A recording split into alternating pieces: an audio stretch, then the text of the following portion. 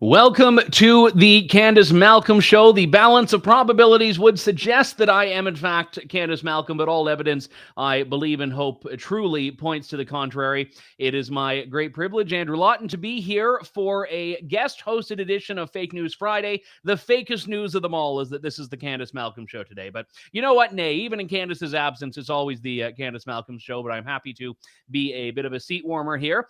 We try to strive for some semblance of consistency, though, so it's my great pleasure to have with us True North producer and journalist and host of the new show Ratioed, Harrison Faulkner, joining us on the line here. Harrison, how was the week? I know it's Friday, so we do a bit of a retrospective on fake news, but I'm looking back at your life this week. How's it been so far? Well, it's been a bit of a wild week, Andrew. We've got the travel mandates suspended, not dropped, suspended, which is an important difference. And of course, we've got Bill C-11, which was quietly shuffled in through the back door by Justin Trudeau. So there's quite a lot to get into and looking forward to it. And yeah, you couldn't shake me this week.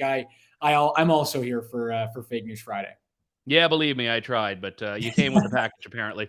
I kid, of course, and I will say that is, you mentioned the air travel vaccine mandate. That might be like the honorary fake news mention, because everyone was reporting initially that it was scrapped, and then you look at the fine print, as always, and it's, oh, no, it's suspended pending the emergence of, the Omega, Omicron, Delta, hybrid, Indian double variant, or whatever else is being cooked up in Wuhan as we speak right now.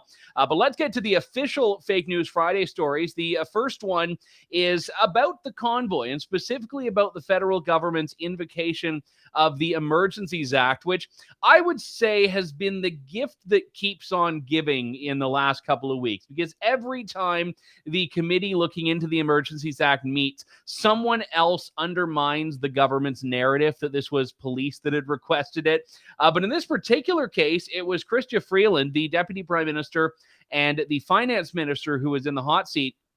And she was grilled about using a debunked CBC story as the basis for the Emergencies Act. We know government and police relied heavily on media coverage of this, which oftentimes was very incorrect, either because they were missing things or, in fact, they just blatantly misrepresented it. Let's throw to a clip here to set the stage for what we're talking about.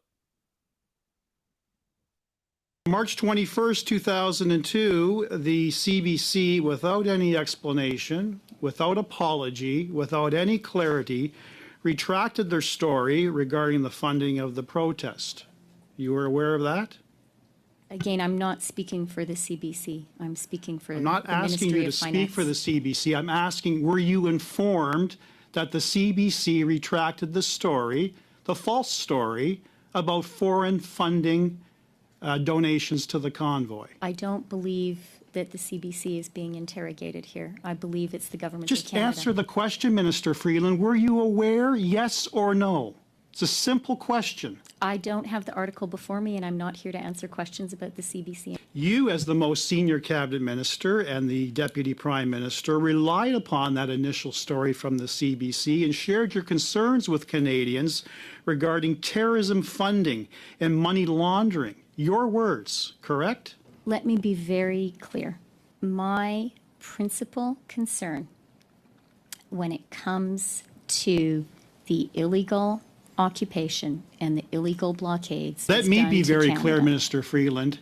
Your words several times in the House referred to terrorism funding and money laundering. Are you saying you didn't use those words?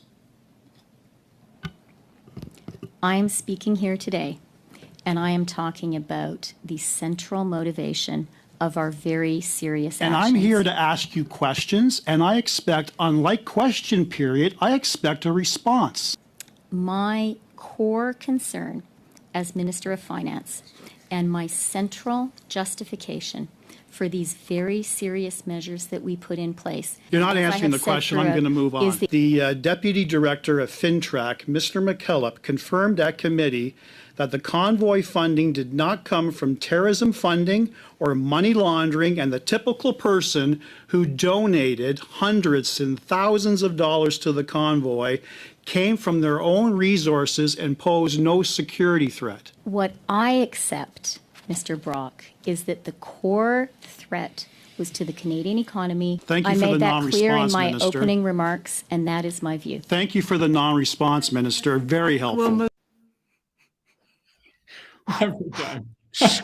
I apologize for not putting a trigger warning at the beginning of it, because that was 2 minutes of Chrystia Freeland doing whatever that was. But Conservative MP Larry Brock not letting go, not relenting, not taking his foot off the gas, talking about the CBC funding, the FinTrack stuff, all of that.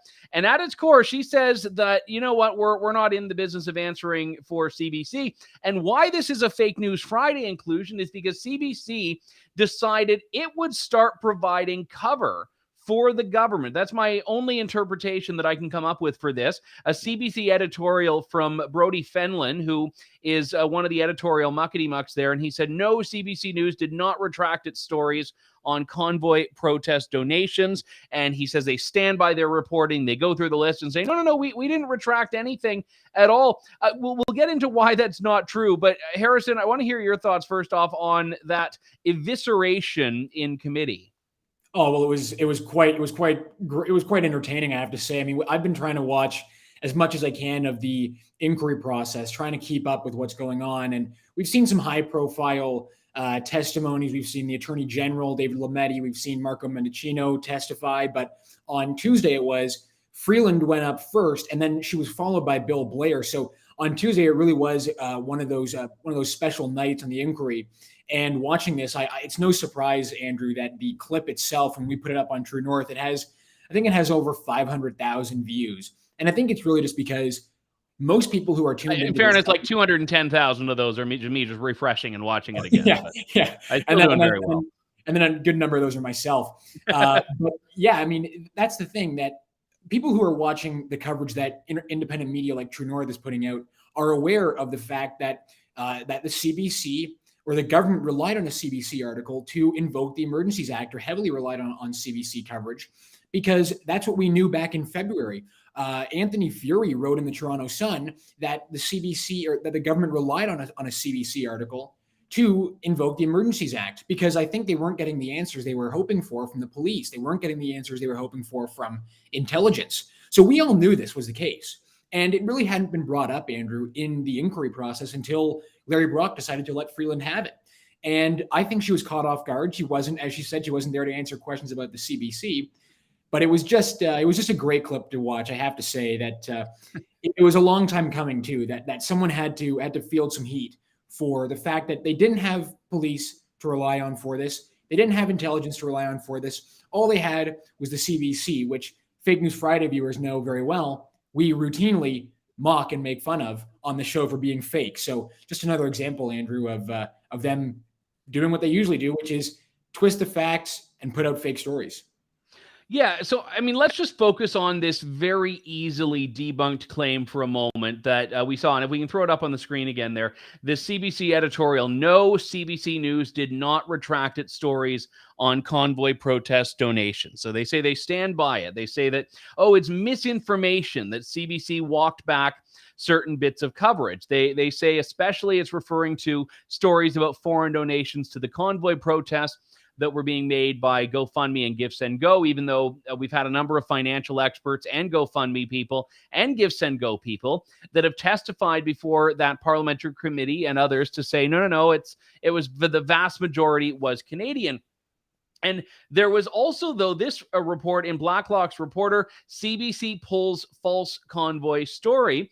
And specifically this section, on February 10th, in a report about the protest convoy, CBC Radio's The World This Hour incorrectly said GoFundMe ended a fundraiser for the protesters over questionable donations to the group. No explanation was given. And there have been other examples as well where CBC has corrected this and they've changed this. They've made amendments to it. And they're still claiming, no, we haven't. Just because we haven't hit the delete button on the story, we haven't admitted that we got the facts fundamentally wrong. And one of them in particular that I think is interesting to point out here, and CBC stood by this one and shouldn't have, was its reporting on that guy, Martin Joseph Engelhardt, who was this grifter that said that his life savings were drained because of the convoy, when in actuality he was the one cashing out on it, and he was making money. And then when he went to the media, people sent him more money. And we presented CBC with hard and fast evidence that what they reported was wrong. And they said, no, we stand by it. So CBC does have a track record. I mean, they did make a lot of key changes here, Harrison, but they also have a track record of doubling down when they really shouldn't. Well, yeah, and just to go back, Andrew, to the statement by Brodie Phelan, the editor-in-chief of CBC News. I mean, you can not issue a retraction and the story can still be false. CBC even admitted to Blacklocks that their radio program detailing these accusations of foreign donations and dangerous donations from around the world was false. So they said it was false. And you don't have to release write a retraction for the story to be actually false. And I think they're trying to play word games here and say, no, well, we stand by our reporting. We didn't retract our story. Well, fair enough. But you did admit to Blacklocks that your radio program, parroting the exact same lines that they had been talking about throughout the convoy protest to give the government some ammunition to basically attack these protesters. Well, they said it was false. So it's just one of those interesting word games by the CBC to say that, no, we're standing by our journalism. We didn't retract anything. But then in March, actually, they admitted that what they wrote was false. So just one of those interesting facts about the CBC. They tend to do that. And as you said, talk about primary evidence with Martin Joseph Engelhardt. You interviewed him on the show. I mean, how much more accurate can you get other than that? Yeah. But then let's talk about our next story here, Andrew, because as we talked about at the beginning of the show, this week has been a little bit crazy. Along with suspending the vaccine mandate, Trudeau very quietly ended debate, ended any sort of parliamentary scrutiny over Bill C-11, a sweeping internet regulation bill, which will basically force streamers or social media content providers to put forward what the CRTC determines to be Canadian content. And basically, the heritage minister, the person overseeing this bill, of course, took out the usual liberal line these days of accusing anyone who disagrees with him of misinformation. So if conservatives disagree, or if conservatives not disagree but take issue with the specific bill, no, that's not legitimate. It's misinformation. Well, we have a clip from Tim Uppal, who's the conservative MP in the House, and grilled the Liberals for this exact thing, for stopping debate on a major piece of internet censorship legislation. Let's watch that clip. Mr. Speaker, as we just heard, the Liberals have shut down debate on Bill C-11. In fact, MPs voted on over 100 amendments without any debate at all. The Liberals are actually changing what Canadians see online without debate and behind closed doors. It is clear from expert testimony that this bill will allow CRTC to regulate user-generated content. That's why, through a series of vital amendments, the Conservatives tried to fix this bill. But our common sense amendments were shot down by the Liberals and the NDP without any debate. Shame. When will the government listen to some reason and fix this disastrous bill? The Honourable Minister for Canadian Heritage. Well, Mr. Speaker, I think that the Conservatives should support this bill because this bill is about creators. It's about creators. It's gonna help them because they're very, very creative with the truth, Mr. Speaker. That's what they are. Now, if they read the bill, they would know that it's about online platforms contributing to our culture, and they have a problem with that. It's a shame, Mr. Speaker. So, Andrew, we put forward Canadian content all the time at True North. In fact, we only do Canadian content, but something tells me that the CRTC isn't going to give us as fair a shake as they may give to someone like the CBC or the Globe and Mail. Yeah, I'm just more offended by the fact that he failed to land a very easy joke. I mean, this is Canadian comedy, though, because you don't actually get the punchline. You get something that vaguely resembles a joke, and we're going to be seeing more Pablo Rodriguez approved humor, which is to say not humor at all. So, yeah, you are right. And, again, as a Canadian media outlet, some people might say, well, yeah, you should be liking this. You should be liking the idea that you're going to have more Canadian content profiled, except what people fail to realize is that it's liberal approved Canadian content, Canadian government approved Canadian content. And so much of this is really dependent on regulations that aren't even in the bill, what CRTC will ultimately come up with down the road. And there is something very insidious about literally a bill that people think is going to regulate speech being having debate suspended, so you can't have the robust debate and discussion you need on that. And I think you were right to point out, Harrison, that it is this double standard of, we're the only ones that are the authorities on truth. Everything else is misinformation. Yeah, no, exactly. And the real problem with this bill, Andrew, is that what we know is the Liberals have told us many times, Pablo Rodriguez has told us many times that this bill, Bill C-11, won't regulate user-generated content. It won't impact what you, the viewer, might be posting on social media, might be putting out there. However, the people in charge of overseeing the regulation, the CRTC, have admitted the exact opposite. We wrote in True North that the CRTC confirmed in the committee that, in fact, yes, user-generated content, that means what you watching this show right now, what you post on social media, will be regulated under Bill C-11.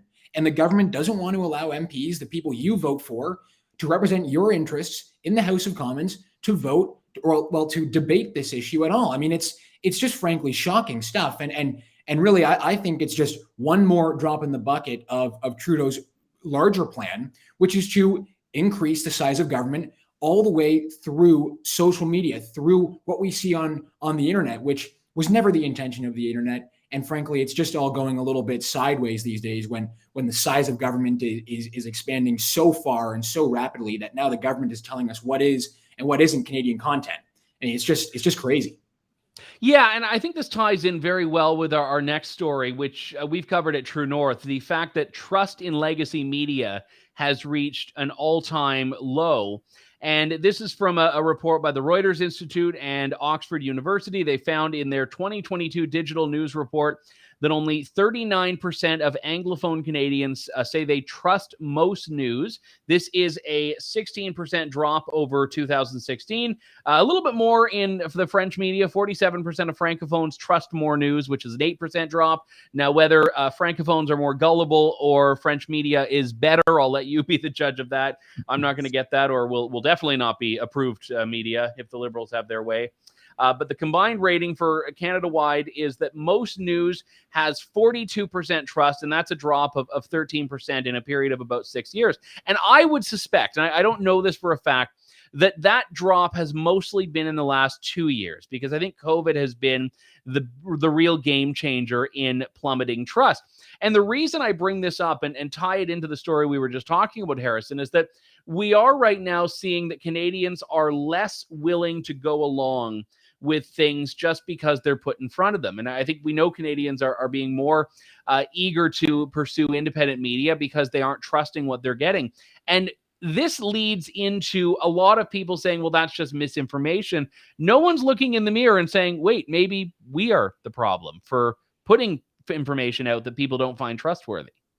Right. And I think this is a broader trend across the board. As you said, this is definitely a factor of the last 2 years. People are starting to realize that the sources they used to be able to trust are no longer serving their needs. They can see through what's going on. And I think this is a broader issue we're seeing, where trust in our institutions across the board, Andrew, have dropped precipitously. And it's really, I think, a problem. But like you said, we're not really seeing the media, the legacy media, take these criticisms on board. We're not really seeing them change their reporting or their style at all to try and regain trust. What we're seeing, in fact, like we talked about at the top of the show, is the CBC digging their heels in to back up a government which they know had no justification to invoke the Emergencies Act. And I want to go through some more of this article, because it highlights the outlets that Canadians that Canadians distrust the most. I was wondering if it was an Anglophone or Francophone thing, but no, this is across the board. And it says, and Andrew, I'm totally surprised to see this, but apparently it says CBC News, the Toronto Star, and CP24 are some of the most distrusted, or have the highest levels of distrust. CBC has the highest level of distrust? Not possible. I find it hilarious. I mean, you mentioned something before we started. I was about to steal your joke, but I figure I'll give you credit for it. Because you said that CP24 is like 90% weather, which I think is right. And I was thinking the other 10% is traffic. So it's like if even people don't trust the traffic and weather reports on CP24, I think there's a big problem in Canadian media. But you're right. CBC News, we're told that we need to put more money into this. That's the problem. We need more investment. Canadians love it. They love Schitt's Creek, and they love, I mean, I can't, oh, there's a joke there that I don't think I'm allowed to say. They love Schitt's Creek, but they don't like CBC content on news because they don't trust it. And this is very Trudeaupian in a way, because Trudeau will always say that, well, you know, anytime he gets caught, it's all a learning opportunity for all of us. And this is the media's approach too. When we don't trust them, it's because, well, we need to be better. We need to be smarter. No, exactly. And I mean, the CBC, the Toronto Star, and CP24 are pretty much, I mean, at this point, what we see from the Toronto Star is not that different from what we see from the Globe and Mail. And sometimes, although we do have lots of friends of the National Post, we do see sometimes they'll pick up Canadian press articles and they'll be, in a way, kind of parroting the exact same reporting as what you'll see from the Toronto Star. And I just think that really what we're seeing is across the board a huge lack of trust in our institutions. And I think that'll have significant issues down the road the more we go with this until things change and until these outlets actually start to take responsibility for the situation that they find themselves in. Now, we wrote this up at True North last week, and this is not really a surprising headline, but I think one that just reinforces what we're talking about here, which says leftists approve of legacy media coverage. Conservatives believe they are mistreated. And that was a poll that basically showed that 67% said that media coverage of their political views, 67% of conservatives said that media coverage of their political views was unfair, while only 22% said that the coverage was fair. And those on that 61% of the respondents identified themselves as being on the political left said that the coverage that of their political views was fair. What a surprise, Andrew, that all of the liberals that are in these legacy media outlets represent the left of the political spectrum fairly, and the people on the right don't feel well represented. I mean, I think this statistic just shows to people why they should be watching coverage like what we have at True North, because clearly what's going on is not in the Canadians' best interest. Yeah, I mean, anytime you see an outlet that tends to be hit by both sides, it's probably an indication that outlet is doing something good, because no side is thinking they're great. I mean, right now you get the left that says, oh, why can't all media be like CBC and the Toronto Star? And, you know, people on the right saying, oh, why can't it all be like, I don't know, the Toronto Sun or Fox News or whatever? But it's like, in reality, you need someone that's going to call a spade, or you need to, as a consumer, gather your news from different perspectives here. I want to see if we can squeeze in one more here, because I think this is related to all of this. And it's this idea that if people don't trust institutions, if people don't trust the mainstream media, it's because they're the problem. They're the ones that aren't enlightened enough. This story has been making the rounds, an Abacus poll that found 40% of Canadians are conspiracy theorists. Gasp, shock, horror. Who knew? 40% of Canadians are conspiracy theorists. Now, what does that mean? Well, I don't want to do a full point-by-point breakdown of the poll, because I think there are some methodological errors here that do need to be addressed. But generally speaking, they polled 1,500 people. They found that, 44% of Canadians believe big events like wars, recessions, and the outcomes of elections are controlled by small groups of people working in secret against us. I mean, that's just a sloppily worded question. Like, governments are small groups of people working, often in secret. 1/3 of Canadians believe in the so-called white replacement theory. And again, this one, there are a lot of problems with the question that we should do a delve into. This one I find hilarious, though. 1 in 5 Canadians believe it is definitely or probably true that the World Economic Forum is a group of global elites with a secretive strategy to impose their ideas on the world. I think that's their mission statement. Like, I literally, that is exactly what the World Economic Forum is. Now, that doesn't mean they're, microchipping us and pulling the strings on everyone like marionettes, but they literally are a small secretive group that meets in the Swiss mountains. I covered them a few weeks ago, and they have all these ideas that they want to impose on the world. So that's not a conspiracy theory. That's public policy. But here's the problem, and you tie this all in. Anyone who disagrees with the narrative that's being peddled by the so-called authorities is called a conspiracy theorist. This word means nothing now. Well, it means nothing, Andrew, because you can be a conspiracy theorist and then you can be a prophet 5 months later, basically. I mean, that's the difference between a conspiracy theory and the truth, it feels like these days. And of course, 5 months. Yeah. Well, of course, what they'll do is they'll lump in the most absurd claims with the people that believe, for example, like the World Economic Forum is a small group, as you said, that want to push their ideas into people. So they'll take legitimate issues, legitimate problems that people have and concerns that people have, and then lump them in with the most absurd and most crazy, far-fetched ideas, and then put them all together.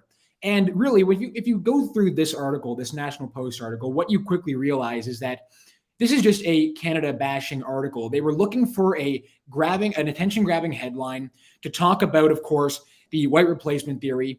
They put in, as you said, Andrew, there's lots of talk about the methodology of this poll. But of course, what they were looking for was the big attention grabbing headline that said millions of Canadians believe in the white replacement theory. And the truth is, it was 1,500 people, of which 500 of those 1,500 randomly selected people agreed with a sloppily worded question.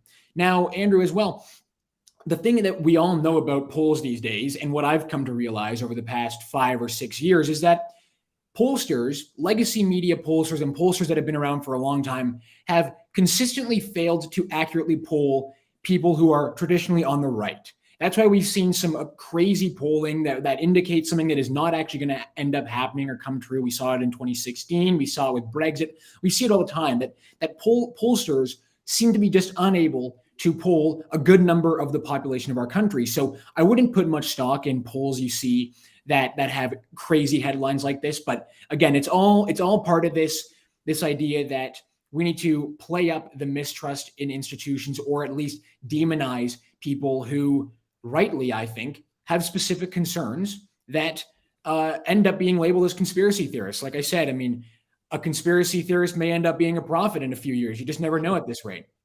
Yeah, and again, I mean, you are right about the sloppy wording of this thing, and polls that tend to underrepresent people on the right. And a lot of the time that isn't deliberate to the pollsters. There's a natural selection bias in how polls are accessed. I mean, any poll that's done online is going to carve out certain people that are not on the internet, that are not as adept at it. So there's an age bias in there. You also have people that don't have cell phones sometimes are excluded from how they get access to the numbers because they'll get a laundry list of mobile numbers. And it used to be that they were only polling landlines. So you'd miss people that had cell phones only. So there are a lot of areas where even if there's not malicious intent, they're not capturing a whole sample, which is why extrapolating from a sample of 1,000 to a country of 36 million is difficult. And I just want to pull up one just before we close things out here, because I got an online poll months ago that I screenshotted and tweeted about from ECOS, conducted for the World Health Organization and the Canadian government. So have fun with that one. And they were gauging conspiracy theories as well. And one of them was to use a scale to indicate how likely it is that each statement is true. One of the statements was, I think that government agencies closely monitor citizens. Well, I do think that. And I don't think that makes you a conspiracy theorist. But if I were to put, yes, I'm 100% certain of that, they're going to use that to say, oh, yes, this many Canadians are conspiracy theorists. I believe there are important things that happen in the world which the public is never informed about. Yeah, that seems reasonable. I think there are secret organizations that influence political decisions. Yeah, I mean, that you can believe these things in broad strokes and not be a conspiracy theorist. But now we're in this era where, as anyone who says something even remotely critical of this narrative is seen as a conspiracy theorist, and all it's doing is trying to marginalize people and say, oh, we shouldn't listen to them, they're stupid, they're troglodytes, that we don't need to represent them, politicians don't need to speak for them, and in the end you have a society that is increasingly polarized. So we've rambled on a little bit here, and I have rambled on a little bit here, but thank you for indulging. Harrison Faulkner, thank you very much. How can people learn about your new show?